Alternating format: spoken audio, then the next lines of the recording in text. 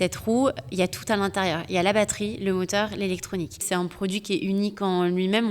Ça nous a permis de remporter le concours Lépine, la médaille d'argent du concours Lépine l'année dernière. Donc il y a eu un vrai travail de développement derrière ça. Pourquoi s'engager ? Parce que c'est hyper excitant.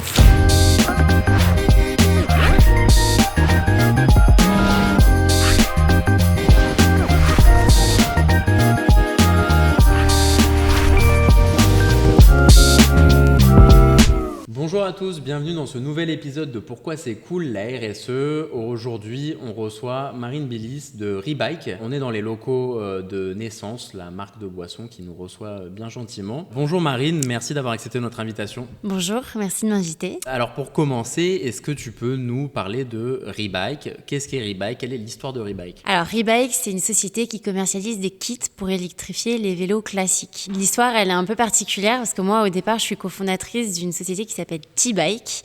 Donc le nom est légèrement différent.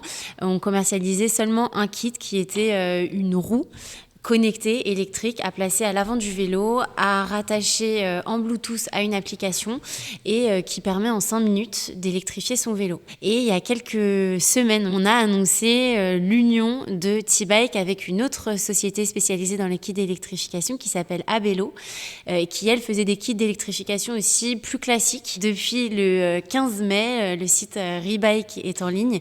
On a toujours la fameuse roue connectée électrique dont je vous parlais tout à l'heure, et puis on a un autre kit qui s'appelle le kit Urban et qui va être un kit avec une batterie amovible et avec un câble à rattacher, mais qui va permettre d'avoir une roue motorisée plus fine pour électrifier des vélos qui ne pouvaient pas être équipés de la roue T-Bike initialement, qui avait un bloc moteur un peu trop conséquent pour les vélos de route ou les vélos de course par exemple. Et voilà, là, l'idée c'est de permettre à n'importe qui, même sans compétences techniques, de passer à l'électrique facilement. La roue initialement de T-Bike, c'est Laurent, qui était cofondateur de T-Bike et qui reste parmi les actionnaires de la nouvelle entreprise. Quand il était en Asie, il est tombé sur des cimetières à vélo et en voyant ça, il s'est dit c'est une catastrophe parce que c'était des vélos qui étaient en très bon état. Mais les vélos, quand ils sont jetés en décharge, en fait, ils sont pas recyclables. Donc écologiquement, c'est une catastrophe.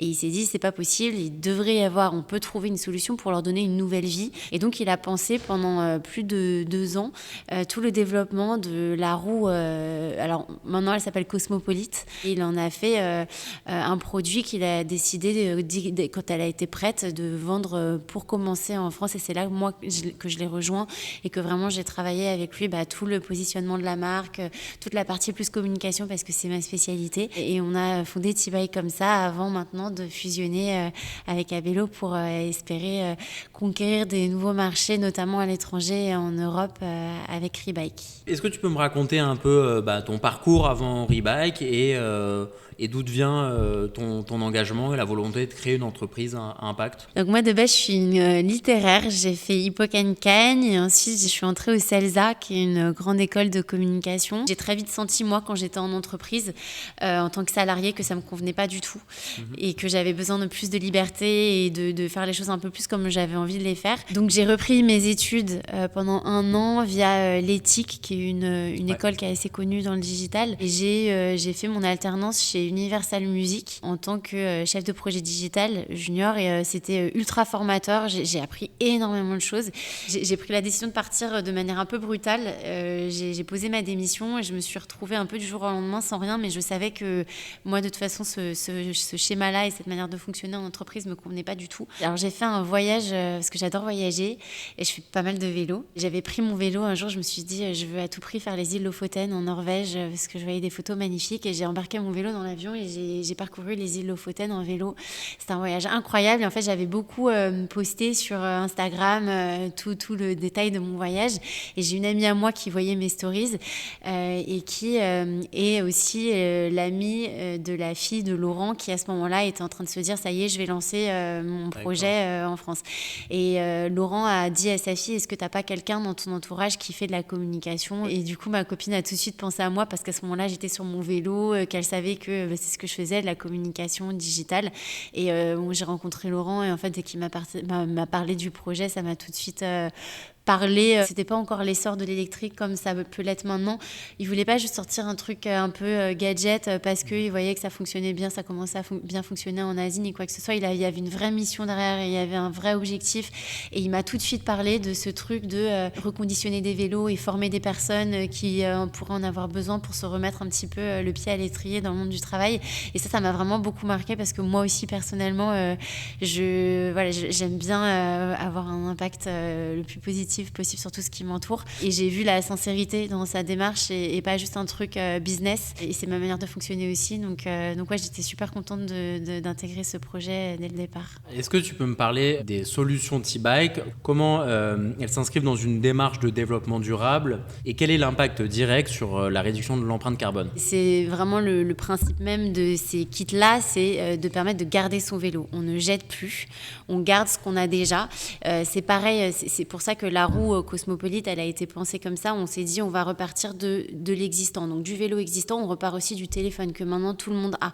Ce qui nous permet de ne pas construire un boîtier supplémentaire, des câbles supplémentaires à rajouter. La connexion se fait en Bluetooth et vraiment là, l'idée sur tout ce qu'on a développé, c'est de repartir de ce qu'on a déjà pour arrêter de jeter à tout va et pour acheter du nouveau qui en plus souvent va être beaucoup plus cher, qui va être parfois beaucoup plus lourd aussi. Et on sait aussi que là, les vélos, les nouveaux vélos qui sont construits actuellement, la moitié c'est des vélos électriques, la moitié c'est des vélos musculaires. Donc on n'a pas de chiffre officiel sur combien de vélos classiques sont jetés pour passer à l'électrique, mais ce chiffre il est évidemment de plus en plus important et ça devrait pas être le cas parce qu'un vélo musculaire normalement à partir du moment où il est bien entretenu il devrait devoir durer toute une vie. Les possibilités de réduction des déchets qui soient physiques ou que ce soit plus la pollution environnementale, ils sont énormes, mais nous tout notre enjeu c'est de faire savoir que ça existe parce qu'on a encore la majorité des gens qui ont des vélos qui ne sont pas conscients qu'ils peuvent électrifier leur vélo en posant un simple kit. Parce que des kits d'électrification, il en existe déjà plein. Il en existait avant que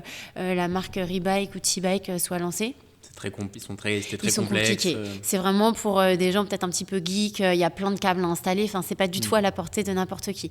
La roue Cosmopolite, par exemple, on a décidé de la mettre à l'avant parce que la roue avant, c'est la plus facile à monter et démonter. Normalement, même sans compétences techniques, on est capable de le faire. On a décidé de la connecter à une application parce qu'il n'y a aucun câble à installer. Et vraiment, on a tout pensé pour que ce soit super simple et qu'il n'y ait aucune objection au fait de passer à l'électrique si on veut passer à l'électrique. Après, pour ceux qui veulent continuer à rouler au musculaire, jamais de la vie, on va leur dire non, il faut à tout prix passer à l'électrique. Nous, notre but, c'est juste qu'il y ait un maximum de personnes qui prennent le vélo. On a beaucoup travaillé avec les apprentis d'Auteuil ou même avec des ateliers de vélo pour non seulement électrifier des vélos musculaires qui sont déjà existants et qui sont plutôt en bon état, mais aussi pour récupérer des vélos qui partaient à la déchetterie ou des vélos dont une roue avait été volée et qui étaient laissés à l'abandon dans la rue. Ces vélos-là, avec les apprentis d'Auteuil, pendant un moment, on les a récupérés, on a formé des personnes qui étaient en réinsertion à reconditionner un vélo qui n'était plus forcément en très bon état, et ensuite ils l'ont électrifié avec la roue et on vendait tout un vélo qui était 2 fois moins cher qu'un vélo électrique aux compétences similaires. Et en fait, on peut faire plein de choses. On peut aussi récupérer des vélos qui étaient censés plus fonctionner. Mais nous, notre but vraiment, c'est de faire en sorte qu'il y en ait de moins en moins qui soient jetés pour passer à l'électrique, un vélo électrique complet. Quels ont été les plus grands défis techniques ou commerciaux rencontrés lors de la conception et la commercialisation de la roue Rebike? Au niveau de la technique et de la conception, ça a été beaucoup de développement. Il y avait 2 choses qui ont été compliquées. La première chose, c'est de réussir à tout faire tenir dans la roue. Là, je parle pas des autres kits qu'on commercialise avec Rebike, je parle vraiment de la roue Cosmopolite. Cette roue, il y a tout à l'intérieur. Il y a la batterie, le moteur, l'électronique. Et d'ailleurs, la manière dont on a développé les choses fait que c'est un produit qui est unique en lui-même. Ça nous a permis de remporter le concours Lépine, la médaille d'argent du concours Lépine l'année dernière. Donc il y a eu un vrai travail de développement derrière ça.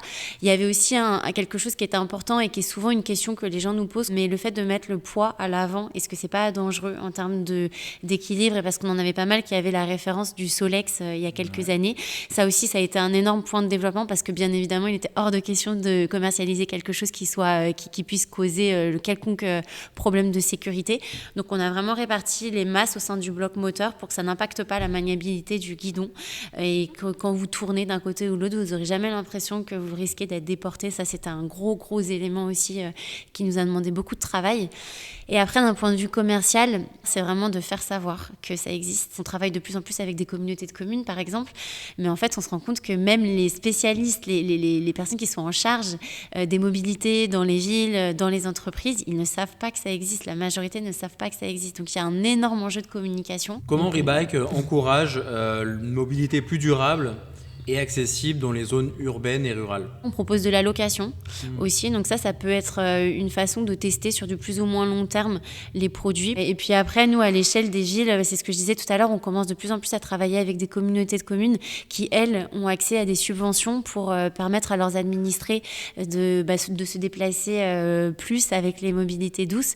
Et dans ce cadre-là, on a plusieurs communautés de communes avec lesquelles on travaille qui proposent de la location aussi, mais grâce aux aides dont elles bénéficient. En fait, il y en a qui proposent de la location à 10 € par mois pour une roue qui a les capacités d'un vélo qui va coûter 1 200 à 1 500 €. En fait, ça rend le truc encore plus accessible et on travaille vraiment de plus en plus à prendre contact avec les villes. Toutes les personnes qui écoutent le podcast et qui ont envie, qui sont séduits par la solution, quelle est la marche à suivre pour passer le pas? Sur le site rebike.fr, c'est REEBIKE.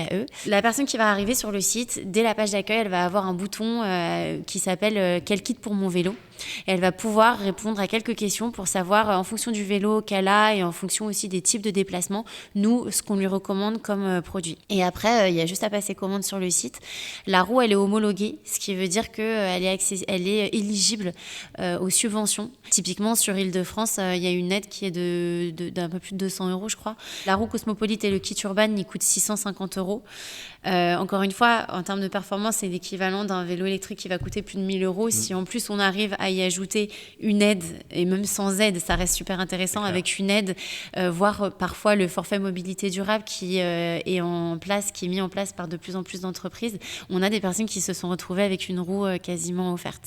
Après, on a un dernier kit qui est le kit Explorer, où là, c'est une batterie rack, donc batterie sur le porte-bagages, avec beaucoup plus d'autonomie, donc qui va coûter 1 050 €. C'est pour des utilisations un petit peu différentes, mais voilà, on a ces 3 solutions et plein de possibilités de financement qui peuvent exister. Sur la partie production de la roue, quelles sont les mesures que vous avez prises pour qu'elle soit la plus responsable possible? Pour l'instant, et comme pour tous les vélos électriques qui existent, on est assez dépendant d'une production en Asie. On espère que ça pourra changer à un moment ou à un autre, mais pour l'instant, notamment sur tout ce qui est électronique, etc., en termes de rapport qualité-prix, malheureusement, ce qui se fait de mieux est encore là-bas. Nous, par contre, dès que les kits arrivent chez nous, dans nos ateliers, on essaye de tout faire pour que ça ait un impact le plus positif possible à différents niveaux. Donc typiquement, tout ce qui est l'empaquetage, le packaging, ça on le fait en partenariat avec un ESAT. On a beaucoup travaillé avec les apprentis d'Auteuil et avec des ateliers qui permettaient la réinsertion de personnes en les formant. Et ça, c'est important pour nous parce que l'impact social dans la manière dont Laurent a réfléchi toute l'entreprise qu'il a voulu créer au départ, c'était super important et c'était pas juste avoir un produit qui permette de réduire la pollution, même si c'était très important, c'était aussi de pouvoir réussir à impacter positivement la société et les différents partenaires avec lesquels on travaille. Et c'est quoi alors le futur de Rebike? Est-ce qu'il y a des développements à venir? Nous, on aimerait beaucoup développer encore plus tous les partenariats avec des ateliers locaux. En fait, ça fait vivre tout le système des villes. Enfin, ça emploie beaucoup de personnes. Et après, on aimerait vraiment réussir à s'ouvrir un petit peu plus à l'Europe. Il y a vraiment de quoi faire. Il y a encore assez peu de kits qui sont développés même dans les autres pays. Donc, on a notre place. Et ce sera juste une affaire, encore une fois, de communication et probablement de levée de fonds pour être en mesure de tout financer. Il n'y a aucune autre solution similaire à Rebike qui existe dans le monde?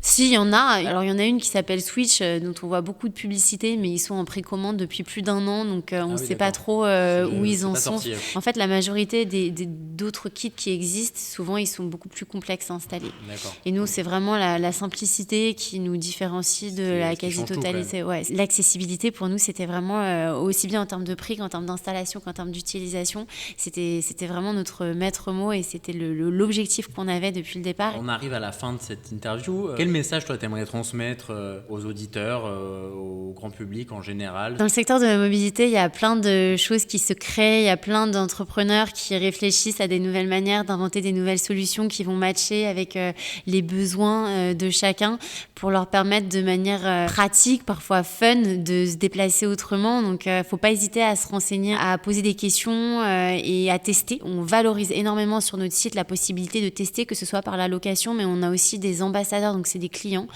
qui proposent de faire tester leur vélo équipé de, pour l'instant, seulement la roue Cosmopolite, mais bientôt aussi du kit Urban autour de chez eux. À titre pro ou perso, c'est quoi ton impact aujourd'hui et c'est quoi l'impact que tu aimerais avoir dans 5 ou 10 ans? Je vais parler à titre pro et notamment à l'échelle de Rebike. Nous, on serait trop contents dans 5-10 ans d'avoir des millions de vélos et parce qu'il y a vraiment de quoi équiper des millions de vélos.